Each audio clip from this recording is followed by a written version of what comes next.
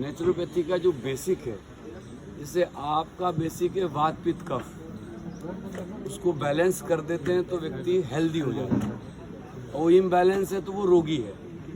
Allopathy का concept है कि भाई बैक्टीरिया वायरस ये एंट्री कर गए हैं, इनको मार दो तो बॉडी उसकी स्वस्थ हो जाएगी। इसी तरह नेचुरोपैथी का जो डिजीज़ का जो कॉज माना है, आपके यहाँ कॉज वात पित्त कफ है, हमारे यहाँ कॉज टॉक्सिन्स है। बॉडी में टॉक्सिन्स डिपॉजिट हो चुके हैं, इसलिए बॉडी का एबनॉर्मल एक्टिविटी हो चुकी है और वो बीमार हो गई। अब हम उसको जैसे जैसे डिटॉक्स करते चले जाएंगे, वो हमारी बॉडी अपडेट हो जाएगी। नो मेडिसिन्स, जिससे हमारी बॉडी का निर्माण हुआ है, और रियल रिपेयरिंग वही करेगी। पंचभौतिक तत्व 5 तत्वों से बनी है ये, मिट्टी से, पानी से, इसका आपका वायु से, अग्नि से, आकाश।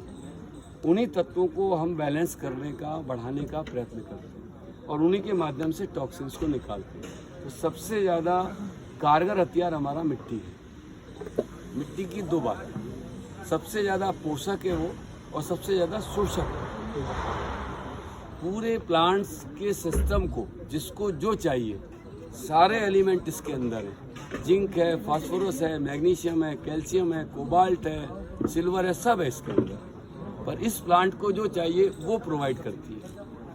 अब इसी ज़मीन में 12 आसपास पौधे लगे हैं, और अकॉर्डिंग टू जीन कोड, जो अनार को चाहिए वो अनार को दे देती है, जो आम को चाहिए आम को दे देती है, और उसका वो फ्रूट डेवलप कर देती है।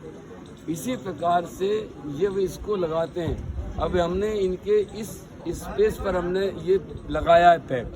अब ये लीवर के टॉक्सिन्स को, पैनक्रियाज के टॉक्सिन्स को, गॉल ब्लैडर के टॉक्सिन्स को, स्मॉल इंटेस्टाइन के टॉक्सिन्स को, लार्ज इंटेस्टाइन के टॉक्सिन्स को एब्जॉर्ब करेंगे, और वो जब उनके टॉक्सिन्स निकल जाएंगे तो वो अपना प्रॉपर काम करेंगे। अब ये डायबिटीज़, अब जितनी भी कॉर्लेटिंग डिजीज़ हैं, ये लीवर से कॉर्लेट वाली हैं, पैनक्रियाज से कॉर्लेट वाली हैं, छोटी आंत से कॉर्लेट वाली हैं, बड़ी आंत से कॉर्लेट वाली हैं, वो सब हैं। अब किसी को एसिडिटी है, किसी को कॉन्स्टिपेशंस है, किसी को पथरी है, सब अपने आप ख़त्म हो जाएंगे, ट्रैक चालू हो जाएगा। तो इसमें ये देते हैं, फिर एनिमा लगा रखते हैं, सबसे पहले योगा कराते हैं, फिर इनको वहाँ पर नस पूरण, साइनस पैंट के लिए नस पूरण कराते हैं, फिर साइनस पैंट की मालिश करवाते हैं। का जो आप लोग पंचकर्म नस करते हैं ना, जो नस पूरण कहा, तो वो नस पूरण इसका ये है, टर्मिनोलॉजी अलग अलग है। लेकिन वो नाक में कुछ ऐसे हम लोग नेति करा देते हैं, तो नेति करा दे तो फिर भी वही बात हो गई। अन्यथा थोड़ा सा तेलीय पदार्थ से कर दे तो फिर भी वही बात। तेल डाल के तुरंत उस पैंट की मालिश, और यहाँ पर भाप रहती है, उससे जाके उसका साइनस चेक कराते हैं, तो हमारा जो कफ है वो डिजोल्व हो जाता है। इसके बाद तुरंत नेति कराते हैं तो वो वहाँ निकल जाता है।